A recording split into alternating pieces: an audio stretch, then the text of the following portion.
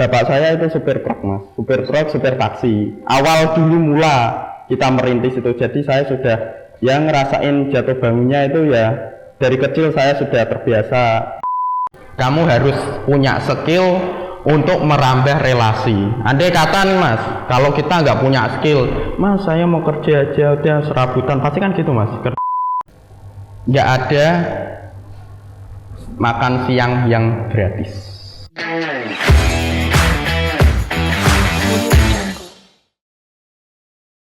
Halo semuanya, kembali lagi di podcast Ngobrol Aja. Kali ini kita akan ngobrol bersama salah satu pengusaha muda. Meskipun masih muda, beliau sudah memiliki banyak sekali usaha. Langsung saja kita sambut. Selamat datang Mas Dava. Halo Mas Bahar ya. Ya. Salam ini. Baru ketemu, saya juga pertama kali podcast ini. Saya bingung gimana ini nanti menjelaskannya. Cuman nanti semoga ada penjelasan yang bisa diambil oleh teman-teman semua jadi pelajaran buat kita semua ya. Boleh dikenali nih nama lengkap sama alamatnya Mas Dava dari mana? Oh, aku Akamsi mas, anak kampung sini ya. Saya dari Jogoloyo. Perkenalkan, nama saya Muhammad Dava. Pengusaha kecil-kecilan, bisa dikatakan pengusaha, tapi juga masih merintis, juga masih banyak yang lebih sukses dari saya mas. Iya. Saya dari Jogoloyo,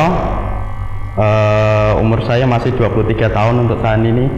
Alhamdulillah kemarin menyelesaikan studi pendidikan S2 Magister Kenotaritatan. Sekarang lanjut lagi di S3 Doktor. Bismillah, minta doanya aja mas. Keren banget ya mas. Kesibukan akhir-akhir ini apa mas? Ya setelah lulus kuliah ini saya masih fokus sama ini mas, usaha saya yang di cucian juga, es kristal, ada ayam potong itu sama ayam petelur. Kalau ayam petelur kan kita masih kecil-kecilan itu, masih coba ya, saya kan selalu uji coba seperti itu mas, karena kalau usaha itu kalau nggak dicoba, apalagi kita ragu-ragu, nggak langsung terjun, itu malah nggak jadi mas ya. Kebanyakan ide aja malah. Terus ada niat. Iya betul. Kalau lagi nggak sibuk ngurusin bisnis, Mas Dava ngapain aja sih?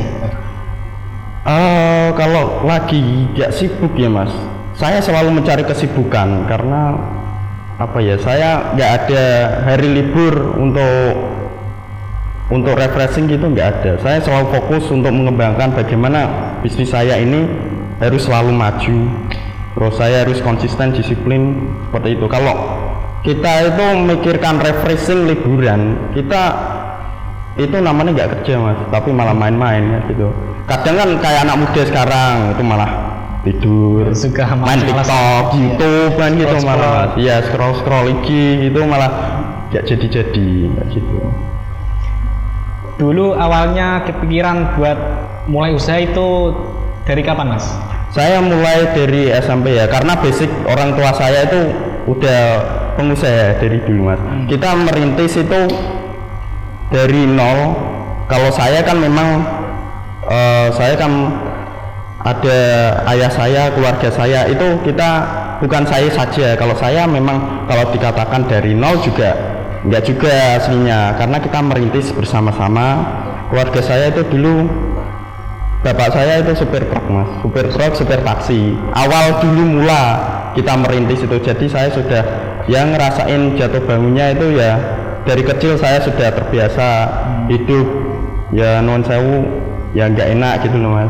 Jadi saya ya nggak kaget apabila saya andai kata ya amit-amit saya nggak punya apa-apa gitu ya, saya juga nggak malu untuk melanjutkan usaha lain atau ikut orang gitu juga. Jadi sudah terbiasa lah. Iya betul. Saya sudah terbiasa dari kecil. Pas masih kecil itu udah usaha apa mas? Saya kalau MTS dulu jual beli HP mas, kan karena modal terbatas. Itu dari sangu mas awalnya aku dulu. Dari sangu, orang tua saya kan juga dulu pernah beliin HP satu, terus saya jual mas, jadiin dua, saya beliin yang kelihatan wah ini ada murah nih, kan dulu kan ada marketplace Facebook gitu kan ya, sama kayak sekarang gitu. Itu tak jadiin dua, tak jual, nanti COD gitu. Terus saya sama ini Saya dulu kan memang basicnya sales mas. Jadi kalau ada rumah atau yang dikontrakin itu pasti saya telepon terlebih dahulu. Enggak untuk beli loh, tapi loh, enggak untuk kontrak, enggak untuk beli, tapi tak lempar ke orang lain. Oh, jadi Saya datengin, Mas, ini saya bantu kontrakin ya, bantu jualin ya. Saya seperti itu dulu. Nah, sampai SMA kan keterbatasan modal. Ya. Kita dulu kalau anak MTS kan paling sangune 2.000, 5.000 paling kenceng Mas. Saya dulu carinya dari itu, dikontrakkan, Mas. Nanti kalau ada saya telepon, saya bantu kontrak ini Mas, gitu. Nanti kan dapat komisi, gitu. Berapa persen dari kontrakan tersebut? Misal 50 juta ya 10%-nya berapa gitu, 5 juta, dapat lumayan Mas itu untuk dapat tambah-tambah jajan. Gitu. jadi kayak menjual kembali gitu. Kayak gitu. Basic saya dari dulu sales Mas. Jadi saya memang kalau dibilang ketergantungan modal, orang tua saya tuh nggak pernah kasih nih modal gitu, enggak enak banget Mas kalau itu saya masih saya tinggal pasti, tapi kalau dia dikasih gitu saya nggak sekeras ini ya mungkin ya, karena kerja keras itu kalau menurut saya tuh gini Mas, kerja keras itu harus diimbangi sama balas dendam. Menurut saya gitu, karena kalau kamu kerja aja nggak ada balas dendam, nggak ada yang mau kamu buktikan, itu nanti kamu pasti nggak ada daya dorong yang kuat untuk kerja keras kayak gitu. Jadi harus ada penyemangat kayak rasa ingin membuktikan gitu ya. Betul. Saya itu selalu gitu dulu Mas. Ya walaupun nggak saya buktikan ke siapa-siapa ya, tapi at least saya bisa mendorong saya lebih jauh, lebih kuat lagi. Apabila saya diejek gitu malah jadi bensin buat saya Mas, bahan bakar.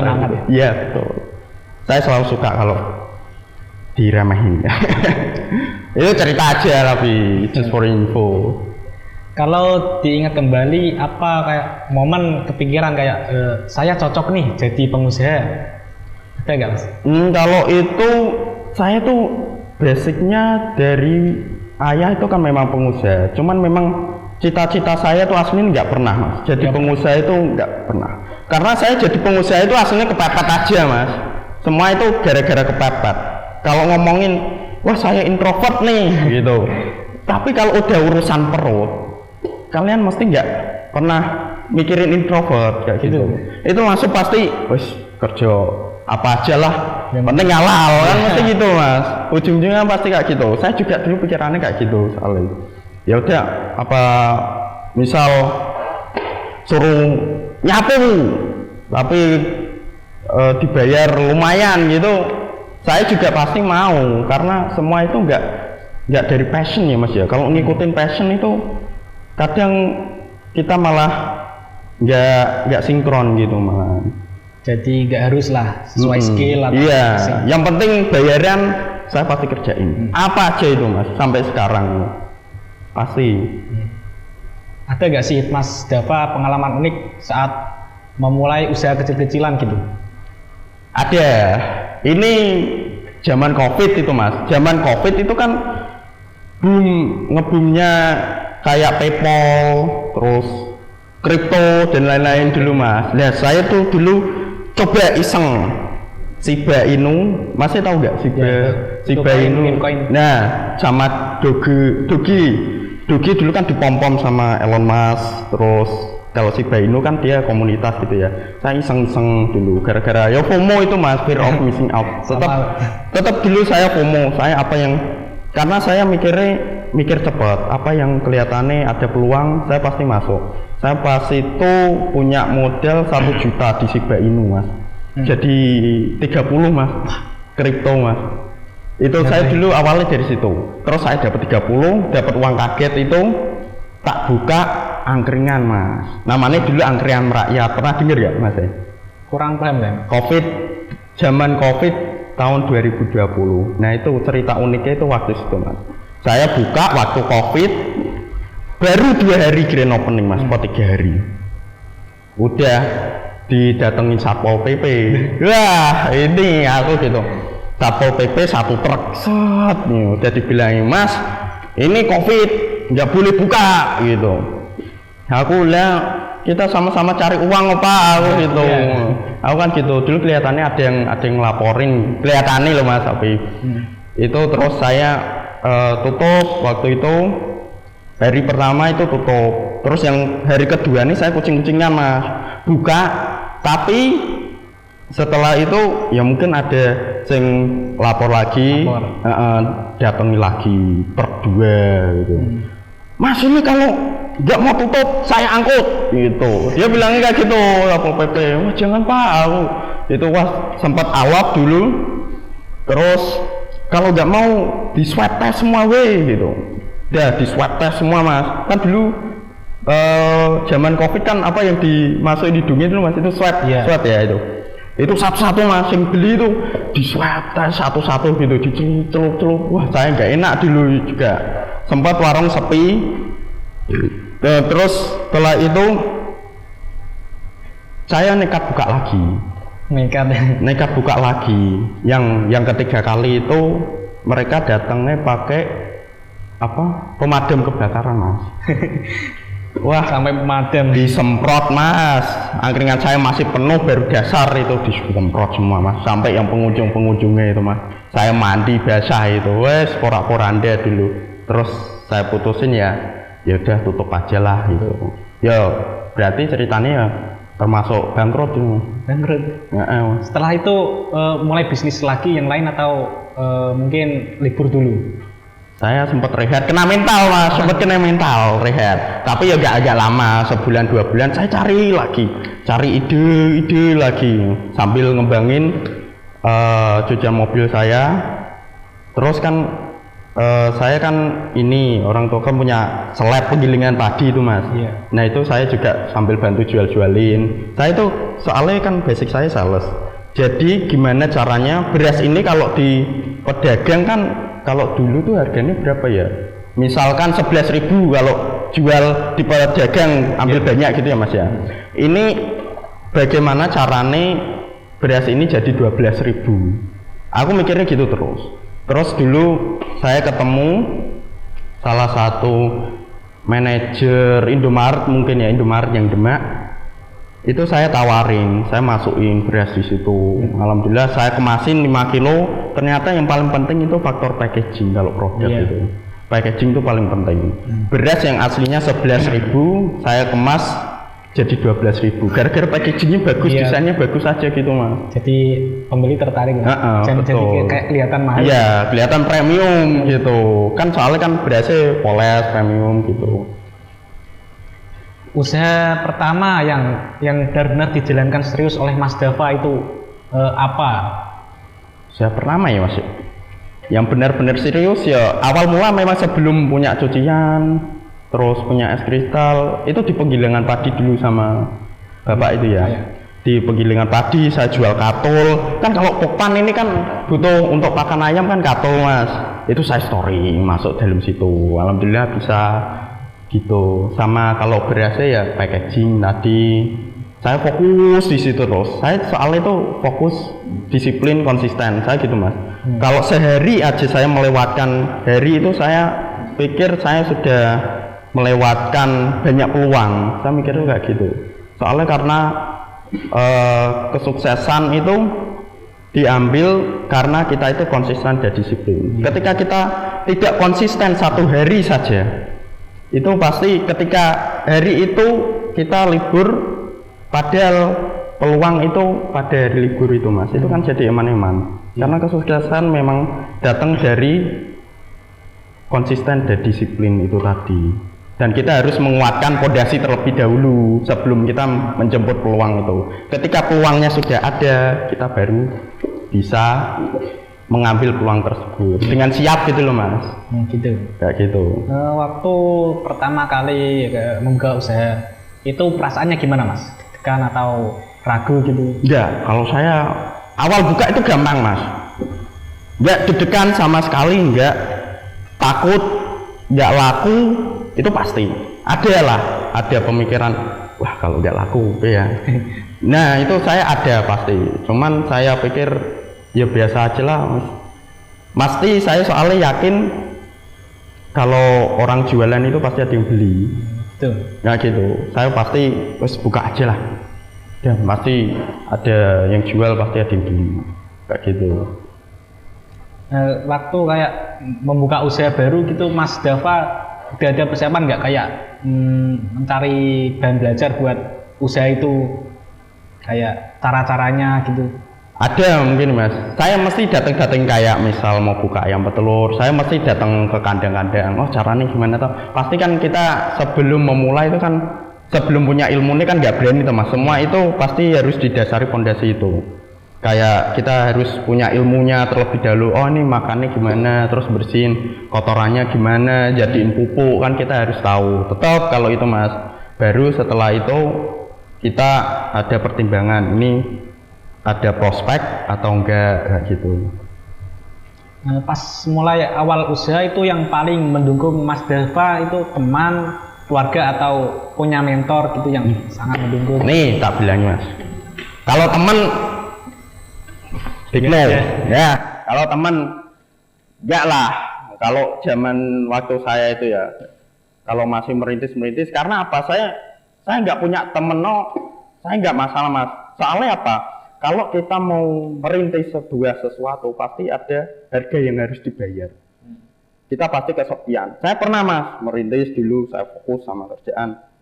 Nanti dibilangi gini, wah sekarang udah lupa, nggak pernah nongkrong digituin. Nah bodoh amat aku kayak gitu. Nah bodoh amat lu siapa? Aku kayak gitu Mas. Itu pasti saya kalau temen enggak. Mentor saya itu nggak punya Mas, tapi mentor paling terbaik itu adalah orang tua. Orang tua, mentor paling terbaik menurut saya, karena pendidikan pertama ketika kita lahir, sekolah madrasah kita pertama kan orang tua. Iya, bapak kepala sekolah, ibu adalah gurunya. Gitu. Saat memulai usaha itu apa sih tantangan yang paling susah di awal-awal Mas? Dari modal, kepercayaan orang, atau manajemen waktu gitu. Nah, kalau saya itu pasti build trust dulu. Kita bangun kepercayaan, build trust. Kita jual sesuatu produk, misal nih, Mas Ber tak kasih, kayak gini, apa inilah,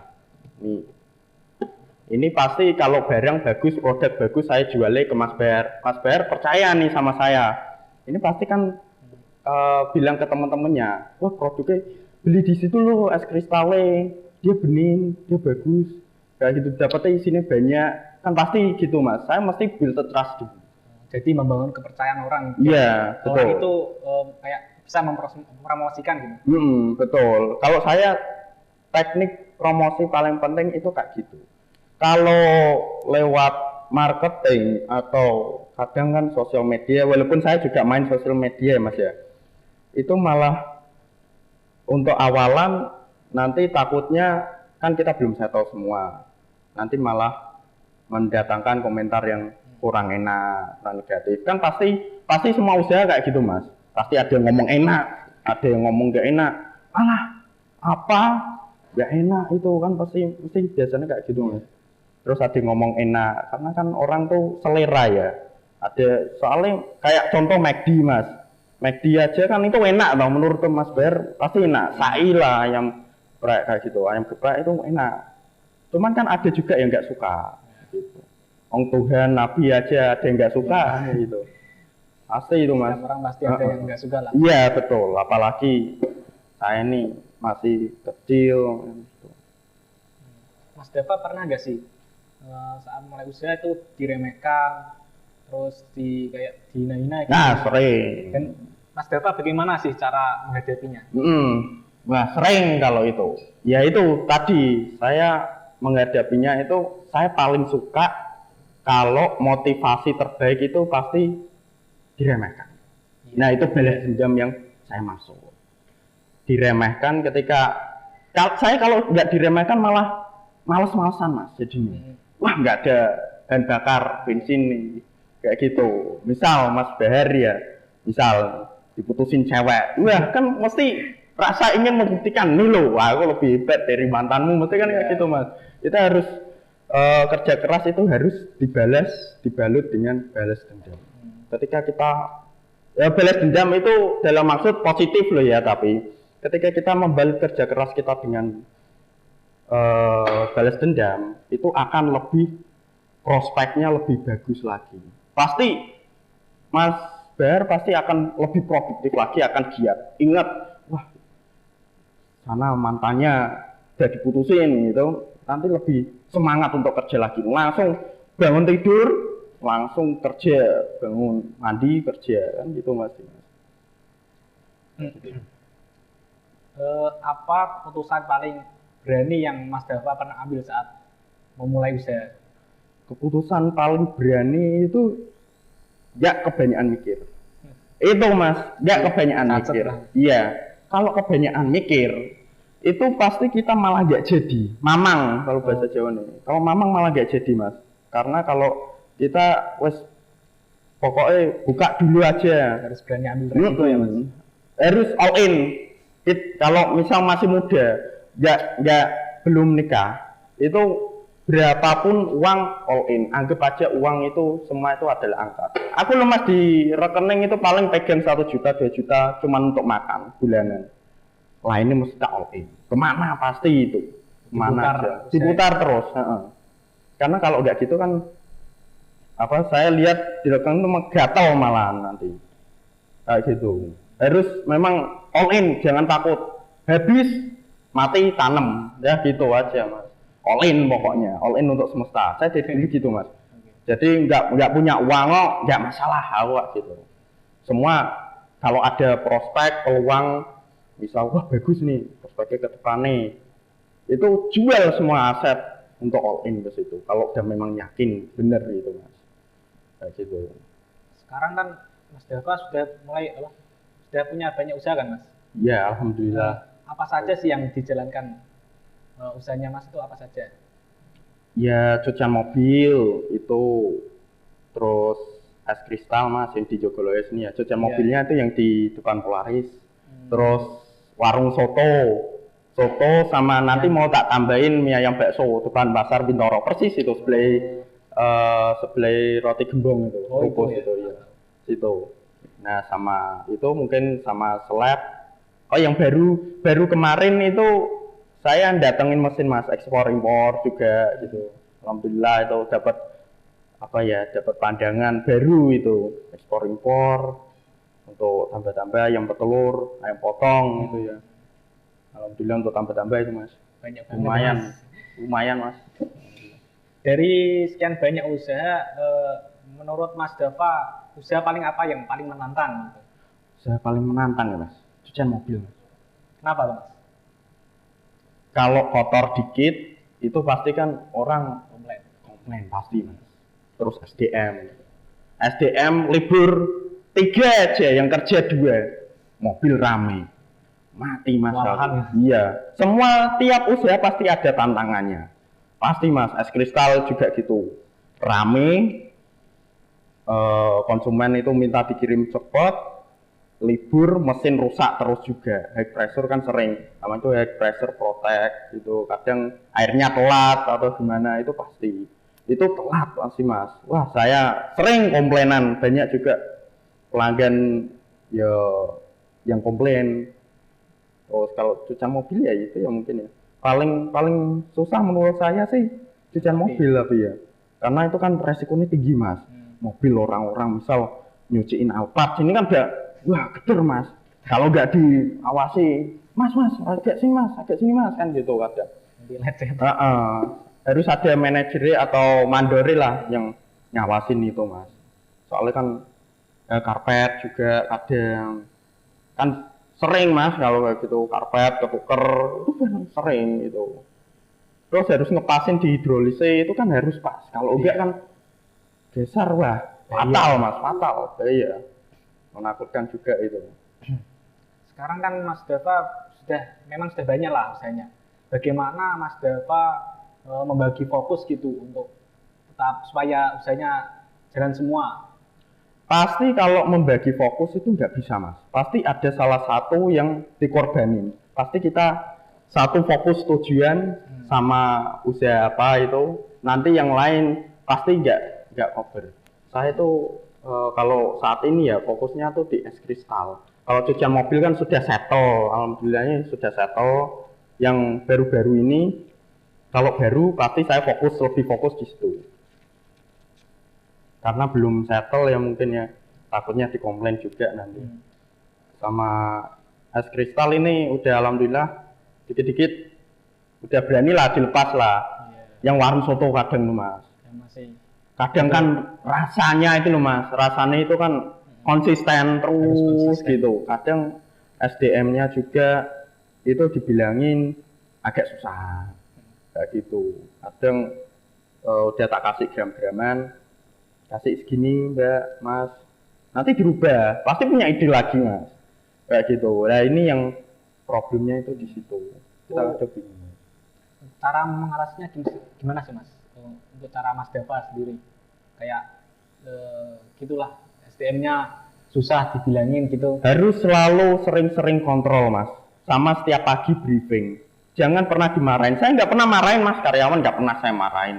Ada masalah ganti, pasti saya ganti 100%. Nggak pernah karyawan itu, mas, kayak es kristal kan namanya di jalan nih mas, kadang nabrak trotoar mas, ini mobilnya nabrak, ya wis ora apa-apa. Nanti apa masih benek deh. Penting yang karyawan itu nggak apa-apa. Pasti saya kayak gitu. Itu saya selalu briefing kepada karyawan yang mau kerja. Kalau awal kan rutinitas saya kan pasti jam 5. Jam 5 pasti saya olahraga dulu. Kalau nggak lari pasti nyepeda. Terus larinya itu ya ke warung soto ini mas. Setelah warung soto pasti pulang ke es kristal, briefing lagi. Setelah di soto itu briefing dulu, di es kristal briefing. Saya tanyain, pasti setiap hari saya tanyain satu-satu. Mas, sini tak kasih rokok kan atau minum gitu, pasti biar cerita semua. Ada masalah enggak? Aku pasti kayak gitu. Ada komplain enggak? Pasti setiap hari saya tanyain. Oh ada mas, gini. Nah itu yang buat kita let us be improve for our factory kan gitu. Kita harus improvisasi untuk pabrik kita. Selalu saya improvisasi, saya perbaiki apa keluhan-keluhan karyawan dari segi kenyamanan kerja, dari fasilitas yang ada, kita pasti perbaiki. Nah, jadi setiap hari harus ngecek lah satu-satu. Ya betul. Karena usaha itu nggak ada yang autopilot mas. Pasti kalau autopilot, wah nanti banyak komplainan, pasti harus satu-satu ya mungkin ya. Karena ya mungkin gara-gara masih kecil mungkin ya mas ya. Kalau seperti yang sudah franchise besar-besar kan itu sudah sistem. Nah itu sistem itu diatasi lagi. Saya belum sampai ke situ ya. Nanti doain aja. Kalau sistem franchise itu bagaimana sistemnya saya belum mempelajari sampai situ. Karena masih kecil-kecilan ya saya cek sini gitu aja mas, masih ngecek ya. Cuma kalau udah yang raksasa kayak misal udah franchise besar-besar itu kayak McD, Starbucks gitu-gitu kan udah besar-besar dia raksasa. Itu kan kalau dicek satu-satu kan ya nggak mungkin juga mas. Itu pasti udah sistem lah kalau itu. Nah itu di luar kendali saya. Susah ya. Kalau sistem saya belum mempelajari. Kalau menurut Mas Dava, apa sih perbedaan menjalankan satu usaha dengan menjalankan banyak usaha gitu? Saya itu selalu haus dan ingin tahu cara dunia itu bekerja, mas. Jadi saya pasti satu bisnis, pengusaha pasti ingin memiliki gurita bisnis. Pasti ada, misal ini ada bisnisnya ini, pasti ada anak bisnisnya kan gitu terus mas. PT apa. Itu saya selalu mencari pendapatan tambahan dari bisnis-bisnis lain. Karena gini mas, usaha itu harus kita mengikuti zaman juga. Nggak ada bisnis yang tahan kuat lebih dari let's say 10 tahun ya, 10 years, maybe 15 tahun lah mungkin. Pasti nggak bisa stabil gini terus, pasti nggak bisa. Dan naik turun. Pas waktu FOMO-nya pasti naik, melejit terus stabil. Nggak mungkin stabil terus, pasti turun gini. Kalau udah 10 tahun mas, itu pasti kayak gitu. Kayak apa aja lah, bisnis apa aja lah. pasti ada naik turun. di mana zaman itu sudah berubah dan orang-orang itu sudah bosan lah mungkin ya. Sama nanti pasti ada Inovasi baru. inovasi terbaru teknologi. Kan harus update terus juga Mas. Kayak sekarang itu yang lagi trending itu kan memang AI, teknologi kenceng kayak gitu. Itu harus dimanfaatkan sebaik mungkin. Mungkin kalau untuk Mas Bahar ini ya untuk Buat naskah. ya buat naskah itu bisa terus pertanyaan Kalau apa saya sendiri biasanya pakai ChatGPT, Mas. ChatGPT bagus DeepSeek kalau enggak Gemini itu Mas dia lebih bagus. Belum coba-coba itu. Kalau DeepSeek kan dari Cina dia nggak berbayar. Kalau Gemini punya Google dia bagus itu Mas. Itu saya pasti riset saya itu pasti di kamar itu saya selalu ada pertanyaan-pertanyaan yang mungkin nggak ada yang bisa menjawab pertanyaan saya. Kadang di otak saya pertanyaan aneh-aneh Mas. Jadi saya tanya sama AI gitu. Aneh-aneh pasti saya ngembangin apa gitu. Kalau menurut AI gimana? Itu malah pasti ngasih masukan saya. Kemarin saya sempat baca-baca jurnal juga ada dokter dia masukin foto X-ray Mas, X-ray dada pasien. Dia masukin ke AI. Dia bilang seperti ini kurang lebihnya. Butuh 30 tahun saya untuk mempelajari pelajaran seperti ini, seperti AI itu. Itu kalau AI kan 30 detik aja kan udah keluar itu semua. Ya. Semuanya udah menjelaskan semua lah apa aja pasti keluar. Kecuali kayak saraf apa dia nggak menjawab biasanya merakit bom gitu. Dia nggak menjawab kalau itu. Kejahatan gitu. Iya, kejahatan dia nggak menjawab. Cuman kalau untuk pengetahuan, kalau nggak mengikuti zaman ya memang tinggal. Iya, ketinggalan banget Mas. AI saya aja baru ada AI itu 2023 ya Mas, mungkin 2022. 2000. S1 sudah ada kayaknya. Cuman kan kurang populer. Baru populer kan sekarang ya itu.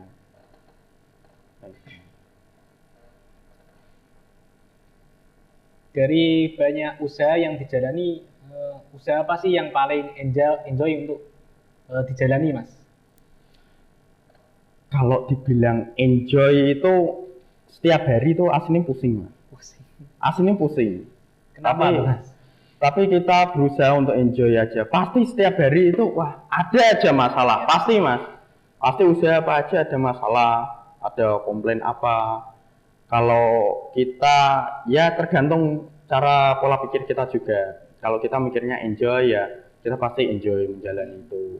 Cuman kalau kita wah stres nih, itu malah nanti mempengaruhi semuanya Mas. Yang penting kita harus tetap kepala dingin mengatasi itu semua. Cari jalan keluarnya lah yang terbaik pokoknya.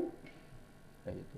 Ada nggak sih usaha yang sebetulnya kayak kebetulan buat usaha tapi malah jadi kayak populer lah. Kalau untuk saat itu ya mungkin es kristal deh Mas. Awalnya iseng-iseng aslinya Mas. Kita pesan mesin itu bukan untuk dijual. Cuman waktu itu memang kita iseng-iseng. Kan dulu kan ada kayak ST di bunga gitu Mas. Wah banyak. Soalnya pertama kali mungkin ya yang punya kapasitas lumayan itu alhamdulillah punya saya Mas, karena coba-coba itu dulu. Saya coba datengin dari Cina. Datengin kapasitas berapa ya? 5 ton dulu saya. 5 ton saya coba sehari aja. Saya dulu kan ikut keliling gitu Mas, nawarin satu persatu, nyodorin nama. Saya pasti langsung terjun. Sampai saat ini pun saya masih ngikutin.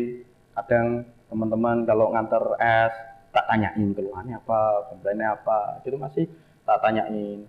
Itu waktu itu saya iseng lagi coba diupload, kan ada Instagram apa yang warga Demak, info kejadian Demak gitu Mas.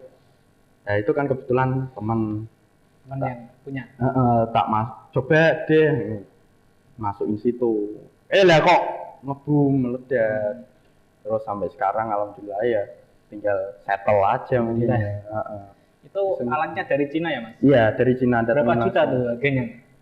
Ya sekian lah, lumayan lah. Lumayan, alhamdulillah. Pasti beli modal gak Mas itu? Oh, alhamdulillah. Mungkin sudah ya, ini ya. Sudah. Karena kemarin kalau saya ada beli mesin kayak mesin poles kan ada Mas, kayak untuk beras itu ada mesin poles, color sorter, itu kan harus datang dari sana langsung. Ada di sini, importednya ada, cuman jatuhnya lebih mahal Mas. Kayak gitu. Nah, saya pasti memastikan pabriknya bonafit atau enggak, pasti saya datang. Saya pasti memastikan itu dulu Mas. Tanya-tanya terus kayak harga, spesifikasi gitu. Cuman nggak enaknya ya di sana, nggak enaknya sama nggak enaknya itu aslinya banyak enaknya juga. Cuman nggak enaknya minusnya cuma satu Mas, mereka nggak bisa bahasa Inggris itu. Bahasa Cina, pure bahasa Cina. Iya. Cuman kalau untuk masalah teknologi, wah kita ketinggalan jauh. Asli kayak sudah kayak maju banget sih. Kita nganter makanan itu udah pakai robot semua Mas di hotel. Terus mobil juga itu udah gak ada drivernya. Ya, jadi kita memang pure penumpang gitu. Udah ada yang ngejalanin kayak gitu. Dari sekian banyak usaha yang dijalani, pernah gak sih mengalami kegagalan besar gitu Mas? Sampai ingin menyerah lah. Kalau kegagalan besar ya dalam memulai itu banyak aslinya Mas. Mulai dari juga dulu kan sambil MTS itu kan jual beli HP, jual beli helm, tapi helmnya itu enggak yang helm KYT, INK gitu Mas, karena enggak ada marginnya. Saya ambil itu yang kayak AGV, Showway. Dulu kan masih kecil saya ya. Jadi kalau diiming-imingi lah, dikasih untung gitu lewat online gitu, saya kirim dulu Mas. Saya kirim dulu ke sana. Setelah itu ya orangnya menghilang. Itu kayak gitu. Ada kejadian HP juga kayak gitu. Dulu kan marak iPhone, Inter juga kayak gitu Mas. iPhone itu yang membuat saya mungkin sedikit ada modal itu dari jual beli iPhone itu. Dulu Inter, terus apa ya, garansi resmi gitu juga paling kenceng kan Inter, nggak serami sekarang tapi dulu. Terus setelah itu susah, saya nggak main di situ lagi. Sama ya itu angkringan itu Mas, disemprot itu saya masih inget. Wah ngeri kalau itu ya, disemprot itu. Tapi nggak apa-apa, itu memang sebuah jatuh bangun pelajaran ya yang bisa kita ambil. Semangat. Membuat kita itu jadi lebih mentalnya kuat juga gitu. Apalagi kan dulu kan kalau angkringan gitu kan depan gitu kadang kan musik Mas, ada yang gitaran, kadang musik gitu kan ya, tetangga sekitar ya, mungkin ya iyalah kayak gitu. Tapi ya tetap tak buat enjoy aja deh, buka nggak apa-apa. Aslinya saya juga pikiran Mas kena mental. Kalau dibilang kena mental, saya akui semua itu karena manusia itu punya perasaan ya, itu pasti kena mental. Pasti kalau ada komplainan apa gitu, itu kena mental. Juga dulu pernah ada itu keluarga saya ditipu juga, pernah sering Mas kalau itu keluarga ditipu. Ya orang Demak sini juga banyak kan. Wah, ceritanya panjang lah juga itu. Menurut Mas Dava, lebih sulit membangun usaha dari nol atau mempertahankan usaha? Pertahankan. Pasti kalau mempertahankan itu yang paling susah.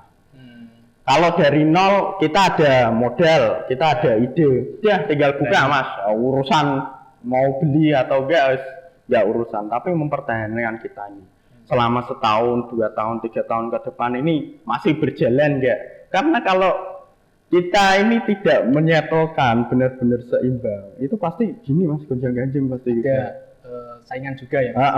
Pasti kan ada kompetitor masuk ke punya kita, dicari celahnya. Kurangnya apa toh? Kalau di sini dia buka warung yang lebih bagus lagi, yang fasilitas kita tidak punya, mereka mengadakan fasilitas itu. Nah, jadinya kan kita harus adaptasi di situ juga Mas. Kita harus selalu improvisasi tentang menyesuaikan. Kita harus memang ya kalau dibilang dari nol itu apa ya, susah gampang, tapi kalau dari nol itu memang yang penting ada modal, ide, kuat mental, ya buka aja. Yang paling susah mempertahankan, semua itu mempertahankan mas, kayak juara satu bertahan gitu kan yang susah, kayak sabu tinju gitu kan yang susah mempertahankan. Dapetin kan nggak ada beban untuk kita tarung pasti hancur-hancuran, kalau saya nggak ada beban ya gitu. Sama kalau kita kayak belum punya tanggungan gitu kan harus all in memang. Oh saya nggak punya tanggungan, saya jadi gembel pun mati tanam kan gitu, nggak ada yang peduli, bullshit, nggak ada yang bodo amat lah sama kita gitu. Intinya itu jangan malu mas untuk mulai, jangan malu, wes nggak usah malu pokoknya. Wong katokan mau jual apa aja itu nggak usah malu. Menurut Mas Dava, seberapa penting sih usaha bagi anak muda? Seberapa penting lah? Menurut saya sangat penting, sangat penting. Kalau dibilang ya nuwun sewu ya mas ya, kalau belum punya modal itu kan kita pasti kerja dulu ikut orang. Itu kan tangganya itu ada 5 mas, ada 5. Pertama itu pekerja biasa yang nggak punya skill apa-apa, ikut orang. Terus ya ini yang kayak kasaran, kayak non sewu, tukang kayu, tukang batu, mereka udah kerja paling keras tapi juga belum mendapatkan hasil. Yang kedua ini pekerja ikut orang tapi punya skill. Nah, kayak misal skill mekanik atau skill editor, itu kan punya skill kerja tapi punya skill. Nah ini harus mengumpulkan dana untuk modal itu. Yang ketiga itu pengusaha. Kalau udah dari punya skill, terus pekerja terampil, kan kita pasti punya usaha apa yang skill kita itu di situ gitu loh mas. Itu pengusaha. Yang ketiga itu. Kalau udah pengusaha punya modal dari kerja yang punya skill. Yang keempat itu investor. Investor itu di atas pengusaha lagi. Kalau pengusaha biasanya kan nggak mungkin nih, pengusaha kan kerja terus kan juga nggak mungkin. Nah itu investor, kayak misal punya kontrakan, punya obligasi, surat berharga, terus saham kayak gitu. Yang keempat itu IPO. Kalau semua itu perusahaan udah settle semua, itu IPO. Kayak Fore, Migacoan, itu kan sudah IPO. Saham itu mas, jual saham itu. Nah itu kalau kita udah brandingnya udah kuat, kita masuk di IPO, ya udah financial freedom. Tapi artinya yang penting itu kalau di dunia itu yang penting rajin mas. Kalau menurut saya loh, yang penting rajin itu yakin kamu bisa makan, karena uang berapapun itu kalau untuk mengikuti gaya hidup itu pasti nggak cukup. Uang berapapun, banyaknya berapapun pasti nggak cukup untuk mengikuti gaya hidup. Tapi uang sedikit apapun kalau untuk mencukupi kebutuhan pasti butuh, pasti cukup. Kalau untuk mencukupi kebutuhan itu pasti cukup mas. Nggak mungkin itu udah hukum alam. Nggak usah ragu, nggak usah takut, kita punya Tuhan yang maha kaya, jadi pasti semua itu udah rezeki ada yang ngatur. Kucing aja yang di jalan, kucing kampung itu aja dapat makanan pasti, kan gitu logikanya. Menurut Mas Dava itu seberapa penting sih kayak investasi emas atau mungkin saham seperti tadi? Kalau menurut saya itu penting sekali mas, karena kita kan nggak selalu ini ya kerja terus-terusan. Kayak kita uang di rekening aja per tahun itu misal punya 100 juta itu kan udah berkurang berapa, inflasi itu kan 50% sendiri per tahun itu. Udah kita ambil contoh beras saja lah, beras. Kalau ngomong ekonomi negara itu kenaikannya berapa persen kemarin ya, itu naik itu nggak mungkin. Itu pokoknya patokannya di beras itu. Beras kan tiap bulan naik terus mas, tiap tahun apalagi ya melejit, pasti nggak mungkin beras turun, itu kan nggak mungkin. Nah itu yang bisa dikatakan kita itu aslinya emas itu untuk menyelamatkan aset kita. Jadi mengurangi inflasi itu loh. Jadi menekan inflasi itu dengan emas. Kita hanya aslinya tuh mempertahankan aja. Cuma kalau saham, terus kayak kripto, dia kan per tahunnya dapat return tuh. Return mungkin 1%, 2% itu kan bertambah. Saham ya? Ya. Cuman kalau ya saham itu juga untung-untungan juga. Ya nggak untung-untungan juga. Harus punya kalau teman saya kan juga ada yang saham. Saya masih ya tanya-tanya aja lah kalau kayak gitu. Karena ujung-ujungnya pasti kan investasi di situ. Harus mulai investasi yang penting Mas. Setelah pengusaha itu untuk mempertahankan aset kita. Kayak gitu. Kalau emas untuk menekan inflasi. Kalau rumah kayak tanah gitu, itu memang dia naik. Cuman kan sekarang daya beli masyarakat kan menurun Mas. Kan susah jual tanah. Kecuali kalau emas ini dibawa ke toko emas aja deh jadi uang gitu. Cuma dengan catatan mungkin setahun 2 tahun ya untuk naik itu kayak gitu.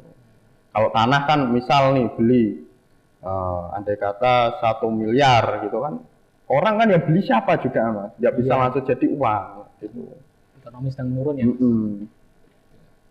Kalau sekarang kan banyak sih ya kayak pelajar yang sekarang tuh nggak suka lah ada anak yang aktif di kelas, suka belajar, kira kayak caper lah.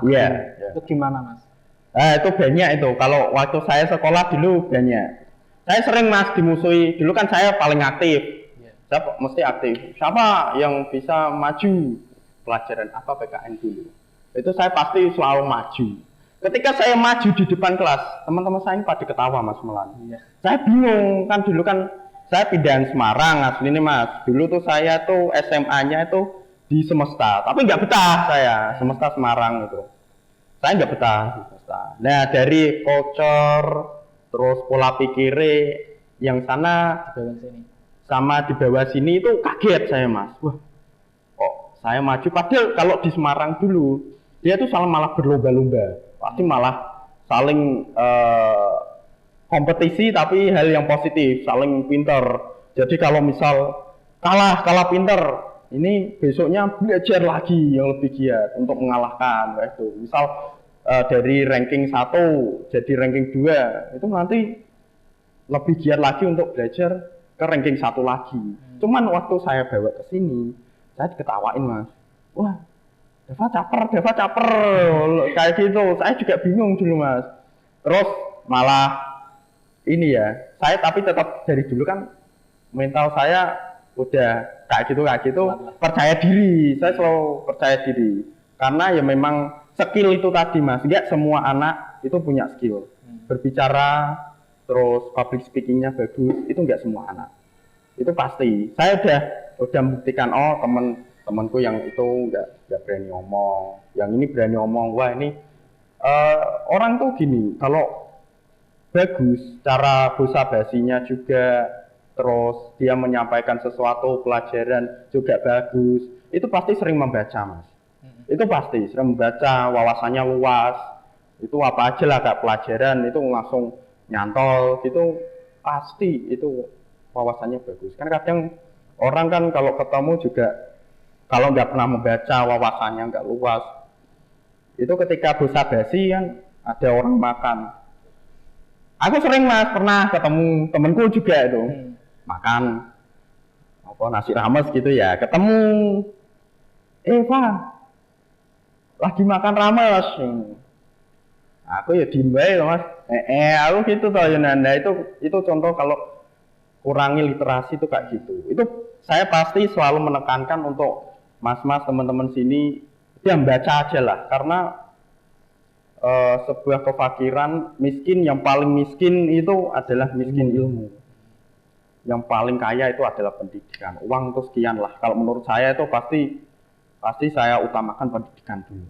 Itu ilmu itu paling berharga, karena orang kalau punya ilmu pasti jalannya itu dia tertata Mas, nggak kalau bahasa Jawa itu nggak amburadul, nggak geradakan gitu loh Mas. Dia pasti tertata jalannya, terus kamu mau cari uang, kamu pasti punya skill di situ.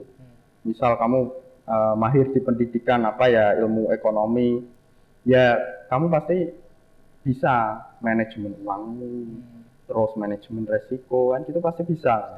Iya, ada ilmunya. Itu loh yang tak maksud dari pondasi itu. Jadi kuat dulu pondasinya itu, ketika ada peluang kita siap menjemput kayak gitu mas. Jadi untuk pelajar dan mahasiswa yang ingin memulai usaha nih mas, langkah sederhana apa sih yang cocok untuk mereka? Nah, tingkatin skill.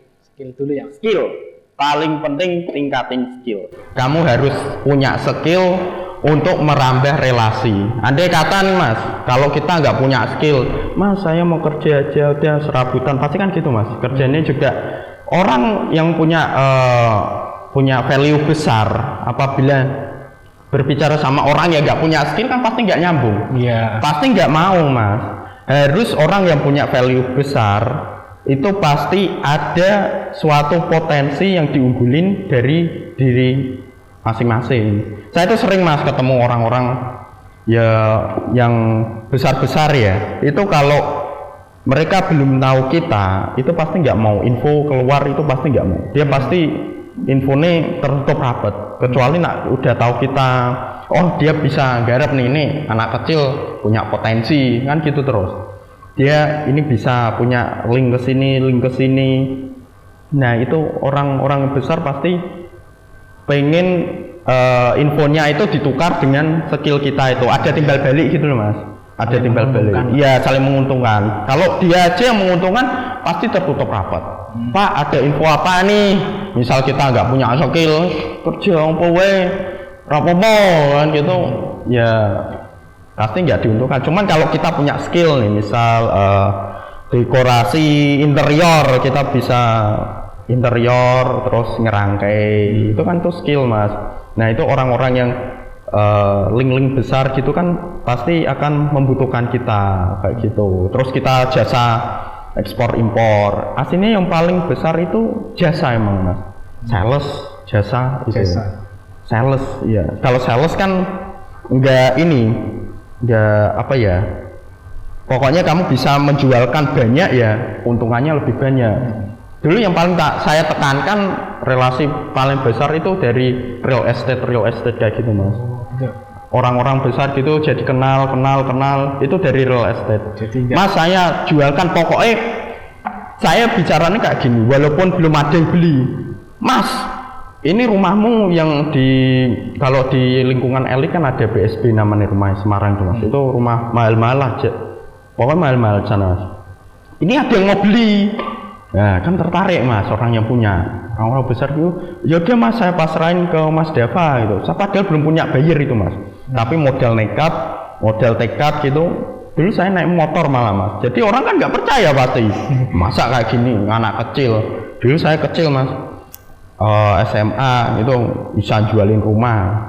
Nah untungnya saya dulu di Facebook gitu mas. Orang-orang besar itu mas nggak main Facebook mas, kayak gitu. Orang-orang besar gitu malah nggak main Facebook, dia pokoknya mas lain ke marketing. Yang penting rumah ini laku, karena dia udah fokus sama bisnisnya mungkin ya, karena jadinya nggak sempat itu. Nah itu bagian saya delala 3 hari itu kalau memang rezeki mas ya, itu ada yang beli beneran mas. Saya dapat persenan itu mulai dari awal modal tuh kayak gitu. Karena kalau teman-teman saya tuh kadang juga bilang, wah Dava saya kerja apa toh, tapi kan saya silent terus mas, baru tak buka ini ya, eksklusif loh ini, baru tak buka ini. Terus Dava itu kerja apa toh, mosok dikiranya memang modal orang tua itu tadi. Tapi orang tua saya itu enggak yang semena-mena nyoh modal gitu, enggak mas, pasti wah ya gebuki ya kalau gitu minta modal kan gitu.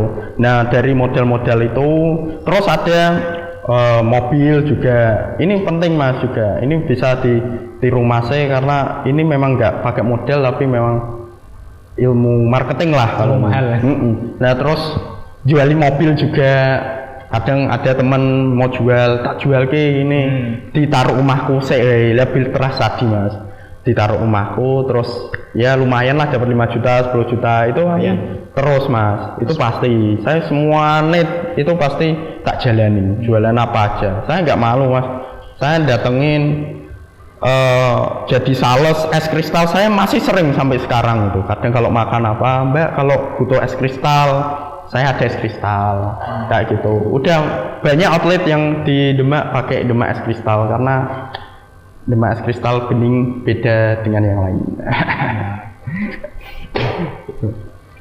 Dunia bisnis kan sekarang cepat berubah kan mas. Bagaimana sih cara Mas Dava tetap adaptif itu? Nah itu susah itu di situ. Kita kan karena bisnis itu berubah-ubah ya mas ya. Iya. Kayak zaman es teh itu juga itu berubah-ubah. Dulu zamannya es teh, sekarang es teh udah banyak. Itu udah menurun juga. Es kristal pun juga aslinya udah menurun mas. Nggak serame-rame Awal-awal. kayak dulu boomingnya es teh kota gitu pada buka franchise. Sekarang itu udah agak kurang. Cuman kalau adaptif itu kita harus memang sering adaptasi, kita harus sering-sering update lah, up-to-date perkembangan pasar saat ini. Sama kita harus melek politik sebagai anak muda, karena ujung-ujungnya itu pasti kan kita perusahaan itu akan mengikuti peraturan pemerintah yang ada. Kayak gitu, kita harus update-update aja mas, kayak bisnis.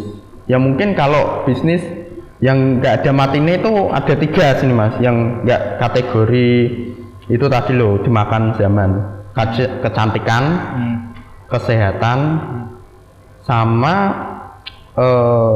apa itu namanya, kecantikan, kesehatan, sama makanan ini ya, F&B ya gitu. F&B pun kadang juga ini ada pasang surutnya, cuman kalau makanan kan terus pasti mas, stabil lah, pasti terus mas itu.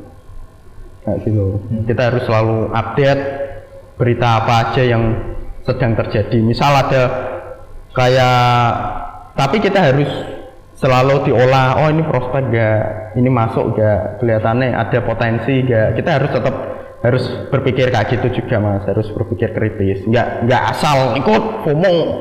Nggak, jangan. Kalau itu all in, tapi all in non sewu itu malah nanti malah nggak jadi semua. Rugi ya mas. Yang penting kalau udah semua dia terkumpul, harus punya, kalau menurut saya itu harus punya rasa ketakutan untuk bangkrut. Karena apa? Kalau kita udah settle itu, kalau nggak punya rasa bangkrut, kita masih all in tadi mas. Cuman kalau kita nggak punya beban, nggak punya tanggungan, ya itu beda lagi.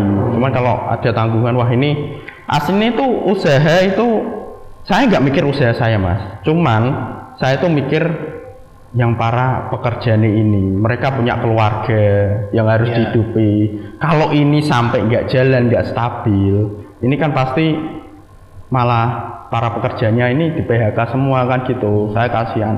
Saya itu buka lowongan, butuhnya cuma 3 mas, yang daftar. Wah gila mas, kalau di Demak itu banyak banget ya. Banyak banget kan, kalau kerja gitu kan harus memang punya skill sama kriteria yang kita maksud mas. Nah kayak gitu yang tak ambil, pasti ya nuwun sewu kalau memang belum punya skill, kriteria yang tidak dimaksud, ya tidak lolos kan, kayak gitu, nggak lolos seleksi alam tuh kayak gitu mas. Mana yang kuat bertahan, dia yang bertahan. Terakhir nih mas, apa pesan yang ingin mas sampaikan untuk anak muda dan para mahasiswa yang ingin memulai usaha gitu mas?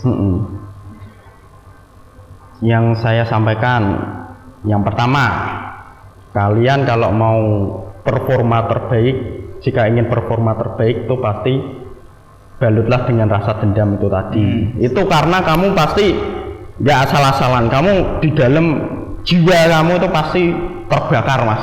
Kita kan ada, kita ibaratkan badan kita itu ada obor, tapi obor itu yang padam. Itu yang harus kita hidupkan dengan dibalut rasa dendam itu. Performa terbaik pokoknya, itu performa terbaik. Kalau motor itu biasanya diisi pertalit, ini diisi pertamax turbo kan gitu.